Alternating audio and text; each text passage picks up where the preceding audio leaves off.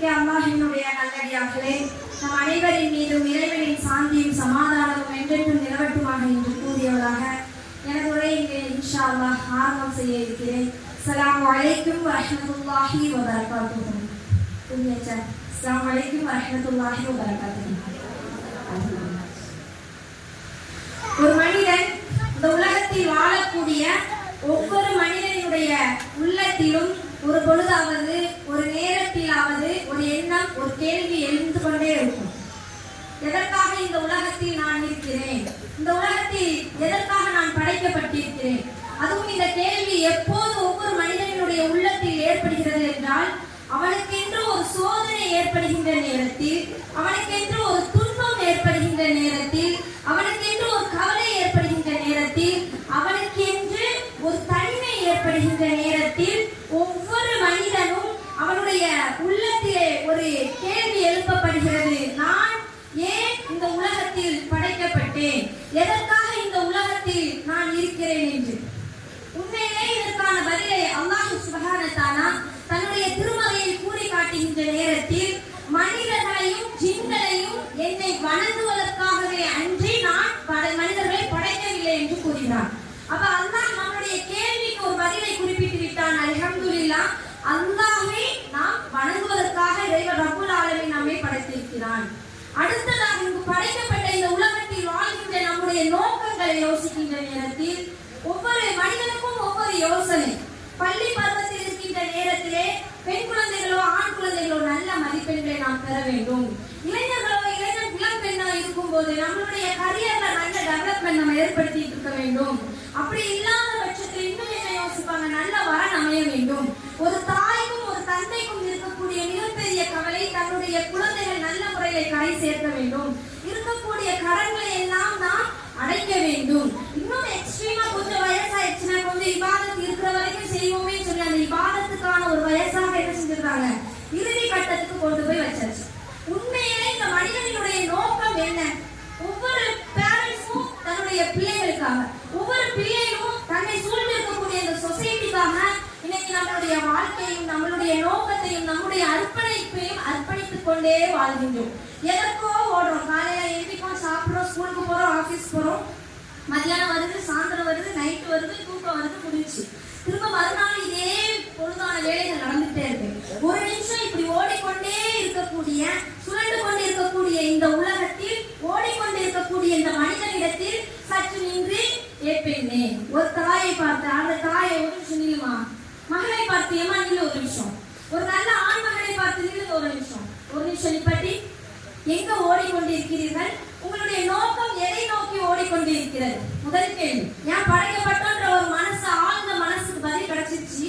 இப்ப நான் ஓடிக்கிட்டே இருக்கேன், எதை நோக்கி நான் ஓடிக்கிட்டு இருக்கேன், எதை நோக்கி இந்த சமூகம் ஓடிக்கொண்டு இருக்கிறது என்று ஒரு நிமிடம் நிற்பாட்டி கேட்கின்ற இடத்தில் அத்தீனுல் இஸ்லாம் இருக்கின்றது, இஸ்லாமிய மார்க்கம் இருக்கின்றது.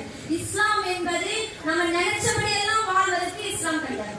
ஒரு வட்டமான, ஒரு அழகான ஒரு வட்டத்தை உருவாக்கி அந்த வட்டத்திற்குள் நம்ம அமர்ந்து, இந்த அமர்ந்ததிலிருந்து நம்ம வெளியே போகக்கூடாது. இதுதான் இஸ்லாம். ஒரு வட்டத்தை நமக்கு சுற்றி இந்த வட்டத்துக்குள்ள இருந்து நம்ம என்ன செய்ய முடியாது, நம்ம இஷ்டத்துக்கு வாழ முடியாது. அப்படிப்பட்ட ஒரு அழகான, மென்மையான, நமக்கு கனிவை, நமக்கு கண்ணியத்தை கொடுக்கக்கூடிய ஒரு இஸ்லாமிய மார்க்கத்தில் இருக்கக்கூடிய நமக்கு இந்த இஸ்லாம் ஒரு நிமிடம் நெல், உன்னுடைய நோக்கம் எதை நோக்கி இருக்கின்றது? ஒவ்வொரு பெற்றோருடைய நோக்கம் தன் குழந்தையை பற்றி இருக்கிறது, கணவனுடைய நோக்கம் தன்னுடைய குடும்பத்தை பற்றியதாக இருக்கிறது. இப்படியே வாழக்கூடிய இந்த வாழ்க்கை, இப்படியே போய்கிட்டு இருக்கக்கூடிய இந்த இலக்கு, ஒரு நிமிஷம் நிப்பாட்டி கேட்கின்ற நேரத்துல நம்ம மனசுல பதிய வைக்க வேண்டிய மிக முக்கியமான ஒரு விஷயம், இந்த உலகம் நிரந்தரம் கிடையாது. இங்க வாழக்கூடிய இந்த உலகம் எப்படிப்பட்டது கிடையாது, நிரந்தரமானது கிடையாது. இதை தாண்டி மரணத்திற்கு பிறகு இருக்கக்கூடிய மிக முக்கியமான வாழ்க்கை தான் ஒவ்வொரு முஸ்லிமுக்கும் மிக முக்கியமான வாழ்க்கையாக இருக்கிறது. அந்த வாழ்க்கையில் மட்டும்தான் நம்மளுடைய உண்மையான தரஜா தெரியப்படுகிறது. அப்ப நம்ம இங்க எதையோ சிந்திச்சு, எதற்காகவோ அர்ப்பணிச்சு ஓடிக்கிட்டே இருப்போம், எதையோ இலக்கை தேடி நம்ம போய்கிட்டே இருப்போம். இது நம்மளுடைய அர்ப்பணிப்பு கிடையாது, இது நம்மளுடைய இலக்கு கிடையாது. அல்லாஹ் கூறுகிறான், ஃபலா அன்சாப பைனஹும் யௌமைன் வலா யதசாஅலூன். அந்த நாளிலே யாருக்காக இன்னைக்கு நம்ம ஓடிக்கிட்டு இருக்கோமோ அப்படிப்பட்ட அந்த உறவுகள் நம்மளிடத்தில் பேச முடியாது. நம்ம அவங்கள்ட்ட கேட்க முடியாது, நல்லா இருக்கீங்களா, வந்தீங்களா, எப்படி இருக்கு, வறுமை நாள் விசாரிக்க முடியாத ஒரு நாள்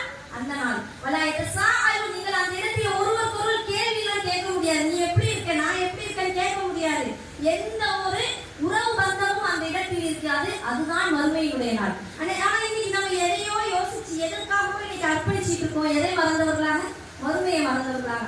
இலக்கு எதை எதையோ நோக்கி இருக்கின்றது, நோக்கம் எதை எதையோ நோக்கி இருக்கின்றது. சற்று நிப்பாட்டி இந்த மாதிரியான ஒரு அமர்வுல நமக்கு உயிர்ப்பிக்கப்படுகிறது நம்மளுடைய நோக்கமும் எண்ணமும் இலக்கும். உங்களுடைய எண்ணம் என்னுடைய இலக்கு இது கிடையாது.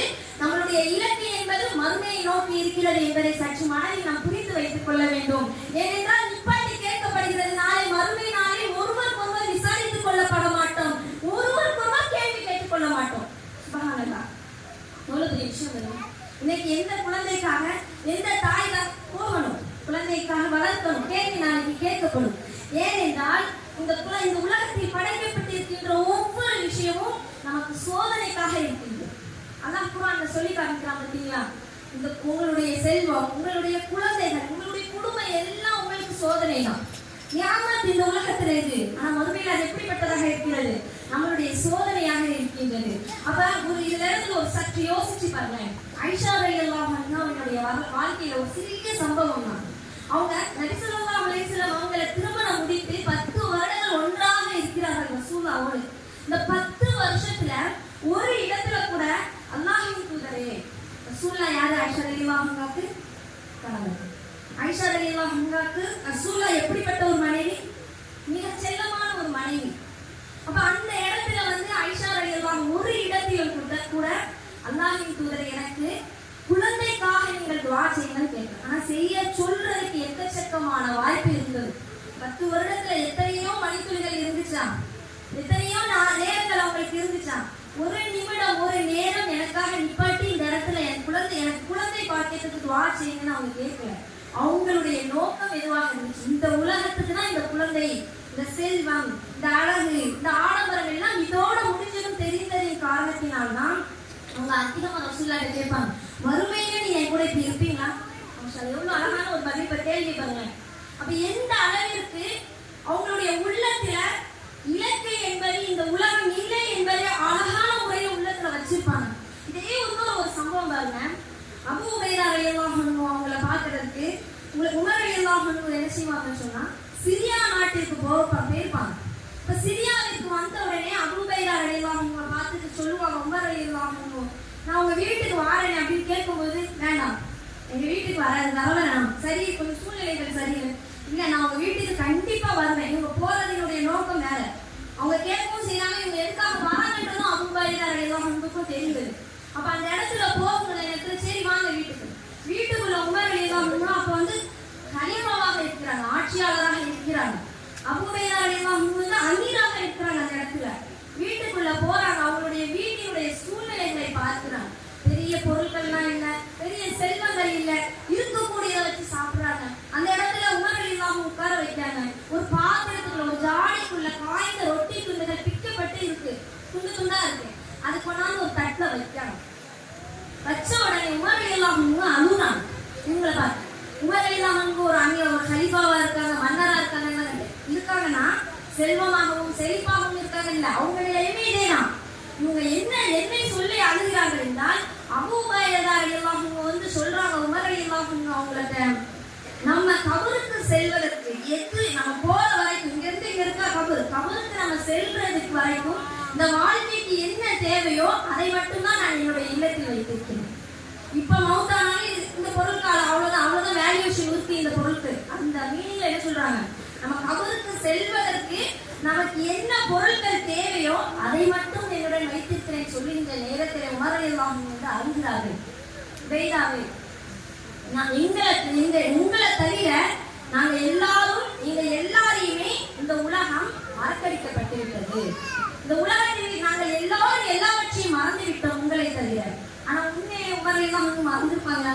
எவ்வளவு நீதமா இருந்தாங்க, எவ்வளவு விஷயங்கள் அவங்களுடைய ஆட்சி காலத்துல நம்ம பார்த்திருக்கோம்.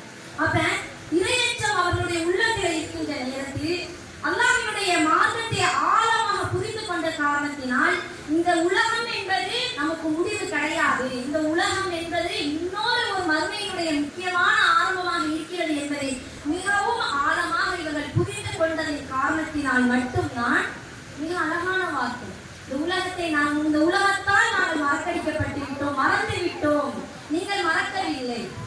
ஆனா இன்னைக்கு நம்மளுடைய நிலைமை எப்படி இருக்கிறது? எதை யோசித்துக் கொண்டு இருக்கிறோம்?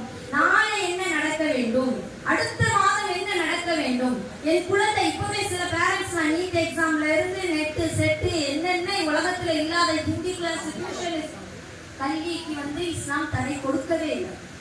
மார்க்கம் கல்வி இந்த கல்வி அந்த கல்வியில எந்த கல்விக்கும் தடை கொடுக்கவில்லை. ஆனால் இந்த நேரத்தில் நாம் மார்க்கத்தை விட்டு வெளியேறிவிடக்கூடாது. இந்த உலகம் தான் நமக்கு எப்பவுமே நிரந்தரமானது, இந்த கல்வி தான் நமக்கு எப்பவுமே அந்தஸ்துகளை கொடுக்கும் என்ற அந்த நேரத்தை அந்த ஒரு மமதை நம்மளுடைய உள்ளத்தில் எப்போதும் வந்துவிடக் கூடாது. இந்த உலகம் என்பது வெறும் ஒரு காட்சி பொருள் தான். இந்த உலகம் என்பது வெறும் நம்மளுடைய கண்ணை மறைக்கக்கூடிய ஒரு மாய பிம்பம் தான். இந்த உலகம் நிரந்தரமானது அல்ல என்று அல்லாஹ் குர்ஆனில் கூறிக்கொண்டே இருக்கிறார். ஒவ்வொரு ஆத்மாவும் மரணத்தை சுவைத்திருக்கும். இன்னும் அல்லாஹ் அடுத்து சொல்ற சூரத்து ரஹ்மான்ல இந்த உலகமே அழிஞ்சிடும், உலகத்தில் இருக்கக்கூடிய ஒவ்வொன்றும் அழிந்துவிடும். அப்ப எல்லாமே அழியக்கூடிய ஒரு விஷயத்திற்காக நம்மளை அர்ப்பணித்துக் கொண்டு நம்மளுடைய பிள்ளைகளை அர்ப்பணித்துக் கொண்டு இருக்கிறோம். ஆனா இந்த இடத்துல ஒரு நிமிடம் யோசிக்க கூட நம்ம மாட்டுக்கிறோம். எதை யோசிப்பதில்லை? மறுமை நிரந்தரமானது, அதற்காக நான் என்ன செய்ய போகிறேன், என் குழந்தைக்கு நான் எப்படி வழிகாட்ட போறேன், என்னென்ன நான் பண்ண போறேன் அப்படின்ற எந்த ஒரு விஷயமுமே நம்ம மறுமையினுடைய வாழ்க்கையை யோசிக்காம உலகத்தினுடைய பற்றோடு வாழ்ந்து கொண்டிருக்கிறோம். இப்ப இந்த உலக பற்றற்ற தன்மை எப்போது இந்த மனிதனுக்கு வரும்? இந்த உலக பற்றற்ற தன்மையுடன் நான் வாழ்கிறேன் என்று எப்படி நான் என்னை சோதித்துக் கொள்வது என்றால், இமாம் இப்னு ஜௌஹி ரஹ்மத்துல்லாஹி அவங்க சொல்றாங்க, ஒரு அழகான ஒரு உபதேசத்தை சொல்லி காமிக்கிறாங்க. இந்த மனிதனிடத்தில் இந்த தன்மை எப்போது இருக்கிறதோ அப்போது அவன் இந்த உலகத்தில் பற்றற்ற மனிதனாக இருக்கிறான் என்பதை நாம் உள்ளத்தில் பதிந்துவிட முடியும். என்ன தன்மை அந்த மனிதனிடத்தில் இருக்க வேண்டும் என்றால், அவன் நினைக்கின்ற எல்லா உணவுப் பொருளும் அவனிடத்தில் இருக்கிறது. அவன் சாப்பிடணும்னு நினைக்கிற எல்லா ஃபுட்டும் அவன் ஆர்டர் பண்ணி வச்சு முன்னாடி நிற்கி அவன் சாப்பிட்றதுக்காக பசியோட உட்கார்ந்துருக்கான். உட்கார்ந்து அந்த சாப்பாடை எடுத்து அவனுடைய வாயில வைத்துக் கொண்டு இருக்கிற நேரத்துல பசியும் இருக்கு, அறுசுவையான உணவுகளும் இருக்கு. இது எனக்கு போதும் எப்போ ஒரு மனுஷன் எந்திக்கிறானோ அப்ப அந்த மனிதனுடைய உள்ளத்தில் எது இருக்கிறது? உலகத்தினுடைய பற்றற்ற தன்மை அவனிடத்தில் இருக்கிறது. ஏன் உணவைய இந்த இடத்துல கம்பேர் பண்றாங்க? ஹதீஸ்ல நம்ம பார்க்கும்போது ரசூலுல்லாஹ் சொல்றாங்க, மனிதன் ஆதமுடைய மகன் நிரப்பக்கூடிய மோசமான ஒரு பையன் அவனுடைய வயிறு தான். இன்னும் சில நம்ம இன்னும் அதை கொஞ்சம் சென்சிட்டிவா அதை அணுகி பார்க்கணும்னு வச்சுக்கோங்க. இந்த சாப்பாடுடைய விஷயத்துல வீடுகள்ல பெரும்பாலும் எப்போ சண்டை ஏற்படும்? ஒரு உணவு சபையில உட்கார்ந்து கல்யாண வீட்டுல சாப்பாடு சரியில்லைன்னா மாப்பிள்ளை வீட்டுல இருந்து பொண்ணு வீட்டார சண்டை போடும். எனக்கு மரியாதை கொடுக்கல, சாப்பாடு சரியா வைக்கல, சாப்பாடு தானே. ஆனா இந்த சென்சிட்டிவ் எல்லா இடத்துலயுமே இருக்கும். சாப்பிட்டு இருக்க நேரத்துல நீ இப்ப ஃபர்ஸ்ட் நாளா உட்காந்து சாப்பிட்டேன்னு சொன்னா எங்க அடிச்சிடும் அந்த மனிதனுக்கு? நெத்திலே ஓங்கி ஒரு அடி அடிச்ச மாதிரி இருக்கும். எந்த இடத்துல என்னை எப்படி கேவலப்படுத்தினா தெரியுமா? சாப்பிட்டு இருக்க நேரத்துல பேசிட்டாங்க. இது எவ்வளவு முக்கியமான ஒரு இடம் யோசிச்சு பாருங்க. உணவு அந்த அமரக்கூடிய அந்த இருப்பிடம், உணவிற்காக அமரக்கூடிய இடம் என்பது ஒவ்வொரு மனிதனுக்கும் முக்கியமானது. எப்போது அதை அவன் திறந்து எண்ணிக்கின்றானோ அப்போது அவனிடத்திலே உலக பற்றற்ற தன்மை வந்திருக்கிறது என்று இமாம் கூறி காட்டுகிறார். அப்ப இந்த உலக பற்றற்ற தன்மைக்கு நாம் என்ன செய்ய வேண்டும்? எப்பவுமே இந்த உலகம் என்பது ஒரே மாதிரியாக இருக்க போவது கிடையாது. இன்று துன்பம் ஏற்படுகின்ற நேரத்தில் நாளை மகிழ்ச்சி ஏற்படும், நாளை கவலை ஏற்படுகின்ற நேரத்தில் மறுநாள் அதை விட அதிகமான இன்பத்தை ரப்புல் ஆலமீன் கொடுக்கிறான். அல்லாஹ் குர்ஆன்ல இதைதான் கூறி காட்டுறான். இந்த உலகம் என்பது ஒரே நிலையாக எப்போது இருக்க முடியாது. நபி ஸல்லல்லாஹு அலைஹி வஸல்லம் அவங்களும் சொல்றாங்க, ஒரு முஃமினுடைய வாழ்க்கை எப்பவும் ஸ்ட்ராங்கா ஸ்ட்ரைட்டா என்ன செய்யாது, போய்கிட்டே இருக்காது. ஒரு முறை இந்த அழகான ஒரு உதாரணம் சொல்றாங்க ரசூலுல்லாஹ். ஒரு மரத்தை உதாரணமா சொல்லி காற்று வீசும்போது அந்த மரம் ஒரு முறை இப்படி சாயும், மறுமுறை இப்படி சாயும். அது என்ன அர்த்தம்? ஈமான் அதிகரிக்கின்ற நேரத்தில் அவனுடைய ஈமான் ஒரு முறை டீஹைட்ரேட். இப்போ பயான் கேட்கிறோம், தர்பியா கேட்கிறோம், நம்ம கையில ஒரு ஈமானை செக் பண்ற மிஷினை கையில கொடுத்தா அந்த அப்படியே அது எப்படி போகும்? பிபி சுகர் ஏறுற மாதிரி அல்ஹம்துலில்லாஹ் ஈமான் பேசிட்டே இருக்கும். விட்டு எக்ஸ்கேபிலிட்டி கொஞ்சம் எக்ஸீட் ஆகணும் எப்படி இருக்கும்? அந்த இறையச்சம் எங்க போச்சு? ஈமான் எல்லா மனிதனுக்குமே உள்ள நிலைதான். அபூபக்கர் சித்திக் ரலியல்லாஹு அன்ஹுமே அந்த ஈமானிய சோதனையில மாட்டினாங்க. ஹன்ஸலா ரலியல்லாஹு அன்ஹுமே ஈமானிய சோதனையில பயந்தாங்க.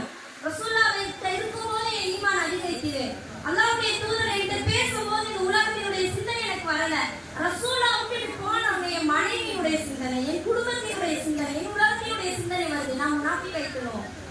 எவ்வளவு அல்லாஹ்வுடைய தூதரால வாழ்ந்திருக்கப்பட்ட சஹாபாக்களுடைய உள்ளத்தில் ஏற்பட்ட கேள்வி என்ன? நாம் முனாஃபிக் ஆகிவிட்டோம். அப்ப ரசூலுல்லாஹ் இந்த கேள்வி வைக்கப்படும் போது ரசூலுல்லாஹ் சொல்றாங்க, ஒரு முஃமினுடைய வாழ்க்கை இப்படிதான் இருக்கும். ஒரு முறை நம்ம அந்த இடத்துல பாதுகாக்க வேண்டிய இடத்துல இருக்கும். இன்னைக்கு யாருக்காக எதற்காகலாமோ போட்டி போடக்கூடிய உலகத்துல இருக்கும். எதை நோக்கி எல்லாமே ஓடிக்கிட்டு இருக்கோம். யார் நமக்கு எதிராக பேசுறாங்களோ அவங்களுக்கு எதிராக நின்று நம்ம போராடக்கூடிய ஒரு மக்களா இருக்கும். உண்மையிலேயே நம்ம எதற்காக போராட வேண்டும் என்றால் நம்மளுடைய உள்ளத்திற்கும் நம்மளுடைய இல்முக்கும் நம்மளுடைய ஈமானுக்கும் இறையச்சத்துக்கும் நஃப்ஸுக்கும் மத்தியில் போராடக்கூடியதுதான் ஒரு முஸ்லிமுடைய வாழ்க்கை. போராடக்கூடியதுதான் ஒரு முஃமினுடைய வாழ்க்கை. அப்படிதான் இருக்கிறது இந்த வாழ்க்கை. பயான கேட்டுட்டோம், ஆலிமா முடிச்சிட்டோம், கல்வியை கற்றுக்கொண்டு இருக்கிறோம், கற்றுக் கொடுத்து கொண்டு இருக்கிறோம். நீங்க சொல்லுவாங்க படிச்சுட்டு அந்த பழைய காலத்துல சொல்லுவாங்க சாதாரணமா இருக்கவனுக்கு ஒரு சைத்தான், ஆலிமா படிச்சு இப்போ இருக்கவனுக்கு 100 சைத்தான் 10 சைத்தான் கெட்டப்பட்டிருக்கணும் ஒரு சில கதைகள்லாம் சொல்லுவாங்க. உண்மையாவே மார்க்க விஷயத்தை நம்ம சொல்ற வரைக்கும் இல்லை கேட்கிற வரைக்கும் சரியா இருப்போமோ? இது சைத்தானுடைய எண்ணங்கள் தான். போராட வேண்டும் என்பதுதான் என்னுடைய நோக்கமே. நமக்கு நல்ல பயம் எதை பத்தி பேசுறோமோ கேட்கிறோமோ அதுல ஒரு பலவீனத்தை ஏற்படுத்துது. என்ன புரிஞ்சுக்கணும்னா சோதனை. எதுல அல்லாஹ் இந்த உலகத்தில் எல்லா மனிதர்களையும் சோதித்திருக்கிறான். சில பேர் சொல்லுவாங்க நான் 5 நேரமும் நல்லா தொழுகிறேன், எனக்கு பாருங்க எவ்வளவு கஷ்டம், நான் இன்னும் பக்கத்துல உள்ளவர் நான் தொழாம தான் இருக்கேன், நான் நிம்மதியா இல்லையா? தொழுகைக்கும் சோதனைக்கும் இல்ல. சோதனை எல்லாருக்குமே உண்டு. யாருக்கெல்லாம் உண்டு? நபிமார்கள் ஒவ்வொருவருக்கும் சோதனை தான். அவர்களை போன்ற ஒரு சோதனை அல்லாஹ் ஈமானில் அதிகமாக அவர்களுக்கு உச்சபட்சம் கொடுக்கின்ற நேரத்தில் உச்சபட்ச சோதனையை நான் வைத்திருக்கிறேன் சொல்லி அல்லாஹ் தஆலா குர்ஆன்ல சொல்லி காட்டுகிறான். அவர்களுக்கு கடுமையான சோதனையை கொடுத்து அந்த சோதனையினுடைய இறுதி முடிவு எப்படி இருந்தது? சோதனையுடைய இறுதி முடிவு வெற்றியை அல்லாஹ் கொடுக்கிறான். மூசா அலைஹிஸ்ஸலாம் அவங்களுடைய வரலாறை எடுத்துக்கோங்க. மூசா அலைஹிஸ்ஸலாமுக்கு அவர்களுடைய கூட்டத்தை எடுத்து பார்க்கும்போது எப்படி இருக்கும்? ஒவ்வொரு விஷயத்திலுமே கேள்வி கேட்கக்கூடிய கூட்டம். எங்களுக்கு தண்ணி கொடுங்க, தண்ணி உங்க ஐயாவிட்ட போய் கேளுங்க, கேட்டு வாங்கி கொடுப்பாங்க.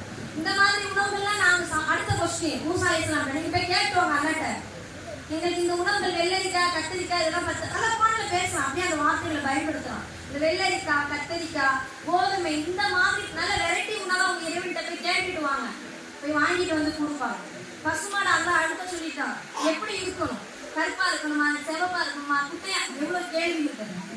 இப்படிப்பட்ட ஒரு கூட்டத்திட்ட மாறிடுச்சுட்டு அவங்களே கொஞ்சம் பேர் ஈமான்ல கொஞ்சம் ஏற்றிக்கிட்டு என்ன செய்யறாங்கன்னு சொன்னா வரும்போது கொஞ்சம் போயிட்டு இருக்க நேரத்துல கொஞ்சம் பேர் புத்தகத்துல இருக்கீங்களா வாங்க போவோம் நீ கொஞ்சம் காலத்தை கடக்கும்போது சொல்லுறாங்க. இந்த மக்கள் பார்த்தீங்களா அவங்களுக்கும் அவங்க அந்த தங்களுடைய இறைவனுக்கு மத்தியில பேசுறதுக்கு ஒரு சிலைகளை ஏற்படுத்தியிருக்காங்க. அந்த மாதிரி நீங்களும் நமக்கும் அல்லாஹ்ட்ட பேசுறதுக்கு ஒரு சிலையை ஏற்படுத்தக்கூடாதா? உங்களெல்லாம் நான் என்ன சொல்ல அப்படின்னு கேட்கிறாங்க மூசா அலைஹிஸ்ஸலாம். குர்ஆன்ல அல்லாஹ் அழகான வார்த்தைகளை பயன்படுத்துறாங்க இடத்துல.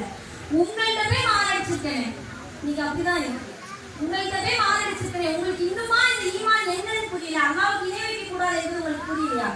இப்படி ஒரு சோதனைக்குரிய ஒரு சமூகத்தை கூட்டிட்டு கொஞ்சம் கொஞ்சமா அவங்களுக்கு அந்த ஈமான இறையச்சத்தை சொல்லி லா இலாஹ இல்லல்லாஹ் சொல்லி கொடுத்து கடல்ல கொண்டுட்டு போகின்ற நேரத்திலே அங்க என்ன நடக்கு? முன்னாடி சிரம், பின்னாடி பார்த்தா கடல், நடுவுல இவங்க பயணிச்சுக்கிட்டு இருக்காங்க. அப்ப கடைசியில அவங்க என்ன சொல்றாங்க? அவ்வளவுதான். இவங்க என்ன சொல்லிருக்கலாம்? மூசா அலைஹிஸ்ஸலாம் உங்களை நான் ஏற்றிட்டு வந்திருக்கேன், எனக்கு கிடைச்ச பரிசை பார்த்தீங்களான்னு இவங்க சொல்லல. மூசா அலைஹிஸ்ஸலாம் அந்த மக்கள் சொல்றாங்க, மூசாவே முன்னாடி பாருங்க சிரம், பின்னாடி பாருங்க கடல், மாட்டிக்கிட்ட என்ன செய்ய போறோம், நம்ம என்ன செய்ய போறோன்னே தெரியலையே. உண்மையான சூழ்நிலை அப்படிதான் இருந்துச்சு அன்னைக்கு. அப்ப அந்த சூழ்நிலையில மூசா அலைஹிஸ்ஸலாம் இதுதான் என்னுடைய சோதனைன்னு அவங்களுக்கு தெரியுது. அந்த சோதனை இப்படி ஆயிடுச்சு, நல்லா உடையில நம்புறேன்னு சொல்லி தனக்கு தானே அவங்க பேசலாம் இல்லை, அழகான வார்த்தைகளை பேசுறாங்க. கல்லா அப்படிலாம் கிடையாது, இன்ன மழை ரப்பி, நிச்சயமாக என்னிடத்துல என்னுடைய ரப்பு இருக்கிறான். இதுதான் ஹைலைட் பாயிண்ட்.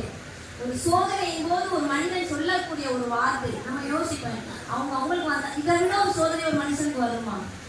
இதை விட ஒரு இப்படிதான் இருக்கும்.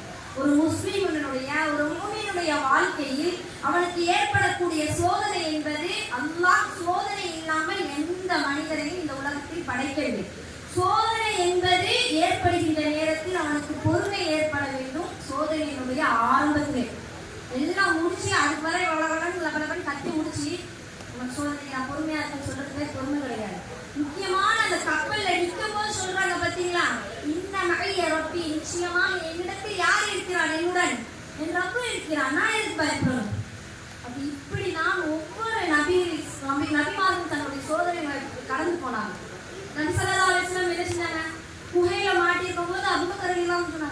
யார சூழ்ல அவ்வளவுதான், நம்ம 2 பேரும் தான் இருப்போம், மாட்டிக்கிட்டோமே, நம்முடன் யார் இருக்கா? மூன்றாவதாக அல்லாஹ் இருக்கிறான் என்று பதிலை சொல்றாங்க.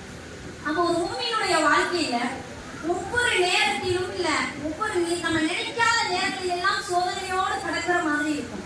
தொழுதாதான் சோதனை, தொழாட்டி சோதனை இல்ல, தொழாட்டி சோதனை தான் அப்படின்ற நம்ம யோசிக்கக்கூடிய அளவு அந்த மனிதனுடைய வாழ்க்கை கிடையவே கிடையாது.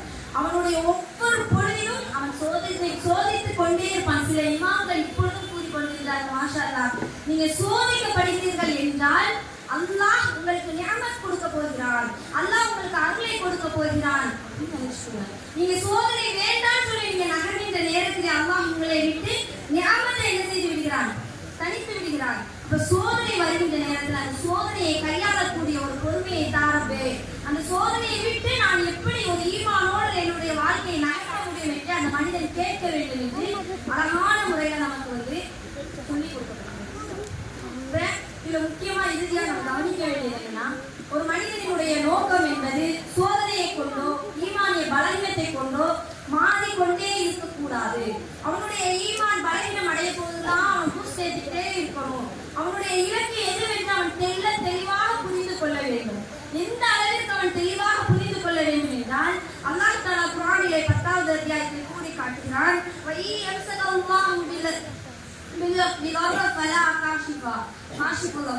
ஒரு மனிதன் இருக்கிறான், அவனுக்கு அல்லாஹ் ஒரு தீமையை ஏற்படுத்தி இருக்கிறான் என்றால் இந்த உலகமே எதிர்த்து நின்றாலும் அந்த தீமையை யாராலும் தடுக்க முடியாது. அல்லாஹ் ஒரு மனிதனுக்கு ஒரு தீமையை கொடுக்கணும்னு நினைச்சிட்டான் அப்படின்னு சொன்னா யார் என்ன நினைச்சாலும் என்ன செய்ய முடியாது. அந்த இடத்துல அந்த தீமை அவனை விட்டு நிராகரிக்கப்படாது. அதே மாதிரி அல்லாஹ் அந்த மனிதனுக்கு ஒரு நன்மையை நாடி விட்டான் என்றால் அந்த நன்மையை அவனிடத்திலிருந்து யாரும் பறிக்க முடியாது. அப்ப இப்படிப்பட்ட ஒரு நியாமத் யாரிடத்தில் வருகிறது என்பதை நாம் மனப்பூர்வமாக உள்ளபூர்வமாக ஏற்றுக்கொள்ள வேண்டும். அல்லாஹ்விடத்திலிருந்து வருகிறது.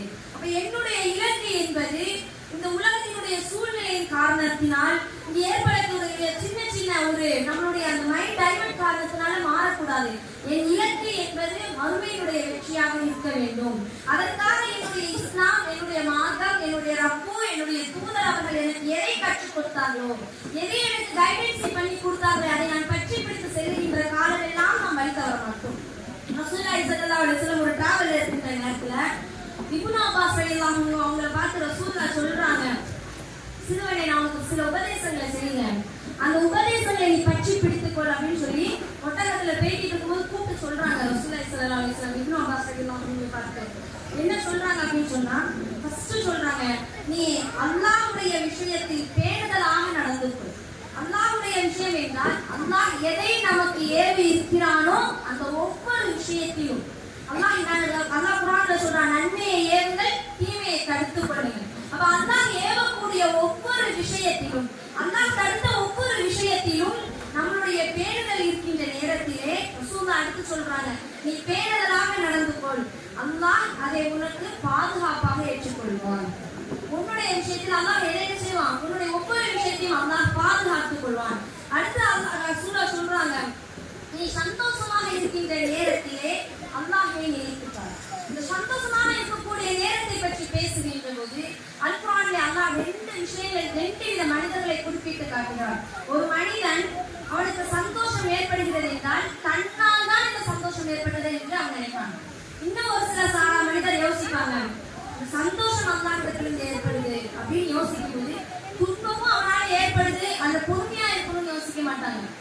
இந்த துன்பத்தை எனக்கு மட்டும் நான் உடனே நாள தொழுக பத்தியா உனக்கு என்னமோ நமக்காண்டி நம்ம தொழுகிறதே மறந்துடுறது, இபாதத்துகள் நமக்காக செய்யறதே மறந்துடுறது. அல்லாஹ் குர்ஆன்ல இந்த குர்பானியை பத்தி பேசும்போது நீங்க செய்யற இந்த இபாதத்து வந்து எனக்காண்டி, யாருக்காண்டி? உங்களுக்காண்டி.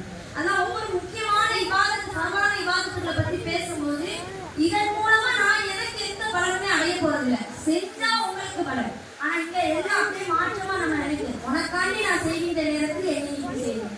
செய்யக்கூடிய ஒவ்வொரு காலத்துமே அல்லாஹ்வுக்காக, நமக்காக தான் செய்யணும். நீயத்து அல்லாஹ்வுக்காக, ஆனா யாருடைய கயிறுக்காக செய்யணும்? நமக்காக தான் அந்த கயிறை செய்யணும்.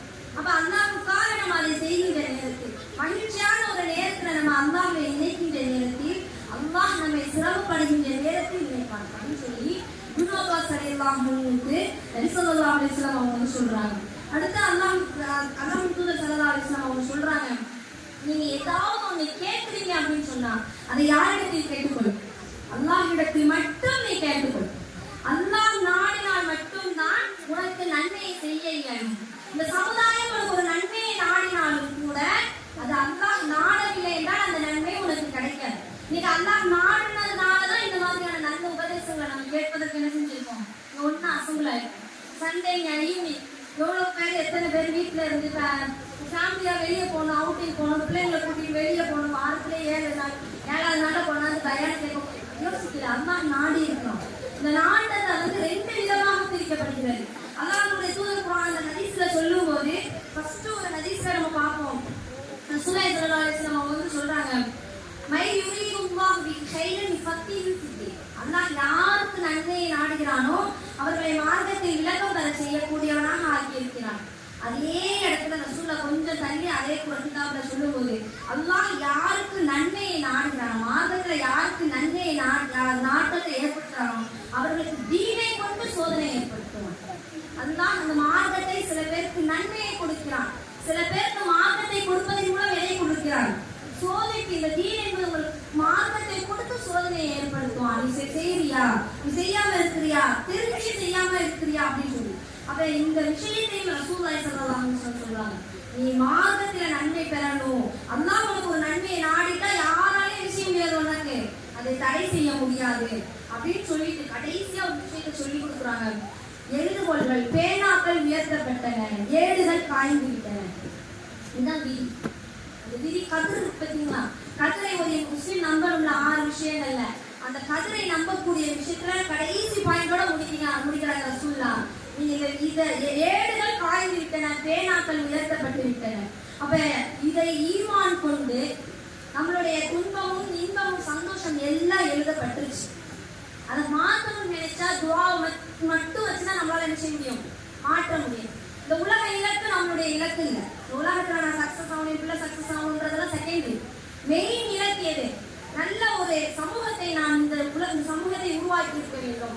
நாங்கள் மறைந்ததற்கு பின்னால் இந்த சமூகத்தை அல்லாஹ்வுடைய பாதையை பற்றி பிடித்து செல்லக்கூடிய ஒரு ஈமானிய சமூகத்தை இந்த சமுதாயத்தை நாங்கள் உருவாக்கி செல்ல வேண்டும். அதற்கு முத்தகீன்களாக இமாம்களாக எங்களுடைய குழந்தைகளை நாங்கள் தாரை வாய்த்து கொண்டு செல்ல வேண்டும் என்பதுதான் ஒரு சுவனவாசியினுடைய ஒரு சொர்க்கத்திற்கு செல்லக்கூடிய முனியினுடைய இலக்காக இருக்க வேண்டும். அப்படிப்பட்ட ஒரு வாழ்க்கையை தான் நமக்கு அல்லாஹ்வின் தூதர் வாழ்ந்து காட்டினார்கள். அவர்களை பின்பற்றிய சஹாபாக்களும் அதே போன்று வாழ்ந்து காட்டினார்கள். அன்னை ஆயிஷா ரலியல்லாஹு அன்ஹா போன்று பல சஹாபி பெண்கள் நமக்கு எப்படி இருந்தார்கள்? இப்படி ஒரு முன்னுதாரணமாக தான் இருந்தார்கள். இறுதியிலேயே இது இப்படி ஆயிடுச்சு சொல்லி கை செய்யப்பட்டு யாரும் எப்போதும் எந்த நேரத்திலும் உலகத்தை பற்றி குடிச்சு யோசிச்சதுதான் இல்லை. அப்ப இப்படிப்பட்ட ஒரு சிறந்த வாழ்க்கையை அல்லாஹ் உங்களுக்கும் எனக்கும் ஆக்கி தர வேண்டும். உண்மையிலும் மறுமையிலும் மேன்மையான நற்பாக்கியங்களை பெற்று கடைசி வரை லா இலாஹ இல்லல்லாஹ் முஹம்மது ரசூலுல்லாஹ் என்ற கலிமாவோடு உறுதியோடு இருப்போம் என்று கூறி நிறைவு செய்கிறேன். ஆகிய தவானா அல்ஹம்துலில்லாஹி ரப்பில் ஆலமீன். அஸ்ஸலாமு அலைக்கும் வரஹ்மத்துல்லாஹி வபரகாத்துஹு.